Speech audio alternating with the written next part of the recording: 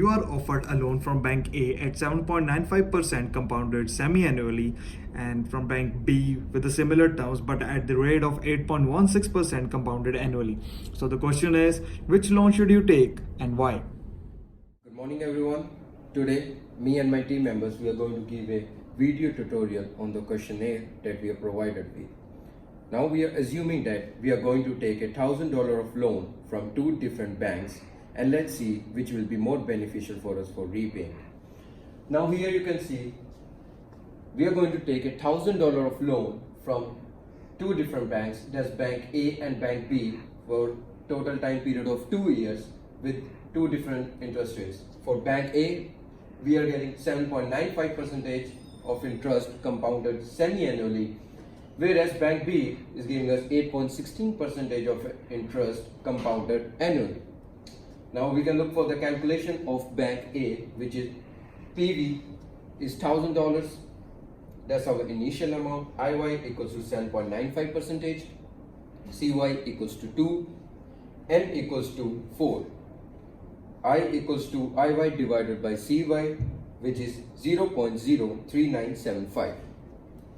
Our calculation began with FE equals to PV in bracket 1 plus I raised to N. That's 1000 in bracket 1 plus 0.03975 raised to 4. The final answer which we are going to get for our Bank A is $1,168.73, which we are going to pay back to Bank A.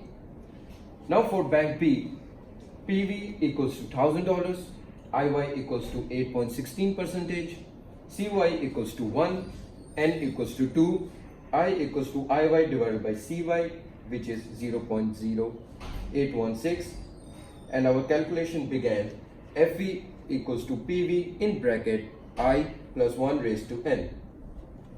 That's 1000 in bracket 1 plus 0.0816 raised to 2. The final answer for our Bank B we are going to get is $1,169.86. Now, in my personal review, I will choose Bank A because I am saving approximately $1. So, Bank A is the right answer, which you are going to choose.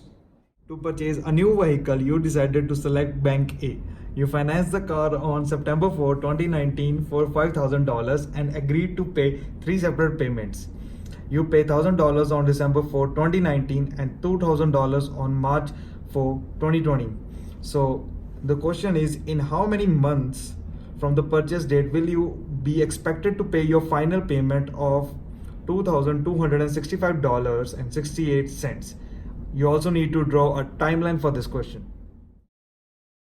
Okay, so here we have took a loan from Bank A on September 4 of $5,000 to purchase a new vehicle, and we have decided to give $1,000 on December 4 and $2,000 on March 4, and the remaining payment of $2,265.68 on the date we have to find out. So first, we'll take this that to PV1, that to PV2, and that to PV3. So here we have given everyone that is of $1,000, PV1 that we have to calculate right now, IV1 7.95 that I have calculated already the PV1, and CV2 is 2 because it is compounded semi-annually. Yeah, so it is compounded semi-annually, so CV is 2, and N is equals to 1 by 2, which comes out to be 0.5, as you can say. So here I will show you how to calculate the PV1 out of these given value on the financial calculator. So now we are going to do our mathematical calculation, which is, in first we are going to take FE1 $1,000. Next we are going to pick IY, which is 7.95. Next is CY, which is 2.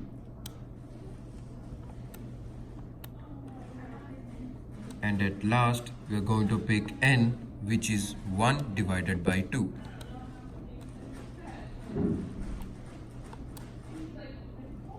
Upon computing this, we are going to find our final answer PV1, which is 980.70. Okay, so this one is the second future value is of 2000, which is of March 4. I'll write it down here for you.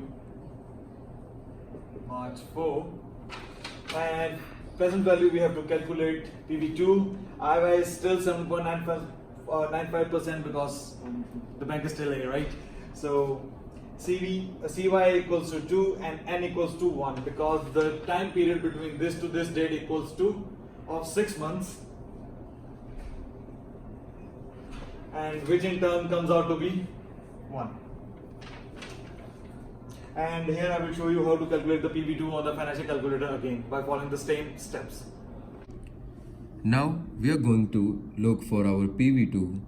So let's compute in FE2, which is $2,000, our IY, which is 7.95%,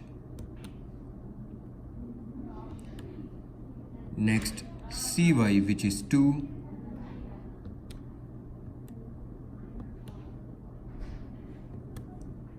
and upon last N, which is 1. After computing all this, we are going to find our final answer of PV2, which is 1923.54. So here we have given the sum of PV1, PV2 and PV3 equals to 5000. So in order to calculate PV3, what we have to do is we have to subtract PV1 and PV2 from 5000, which in turn comes out to be $2095.76. I'll put a dollar sign. Okay, and then what we have here is FV3, the final payment here, and PV3, which we have calculated here. CY still remains the 2 because the bank is still the same, and IY equals to 7.95%. So to calculate N, I will show you how to do it on the financial calculator. For finding N, let's begin our calculations. Let's punch in FE3, which is 2265.68. Let's punch in PV3, which is 2095.76.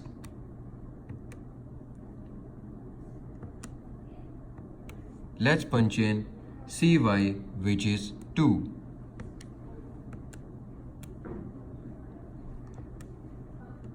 Let's punch in IY, which is 7.95%. And later on, we're gonna find our N, which is 2. And then after this, N comes out to be 2, which is divided by CY. CY equals to 2, and which comes out to be 1. And in order to calculate it in months, we have to multiply it by 12, which in order comes out to be 12 months, which is our final answer. So the date here, it should be September 4,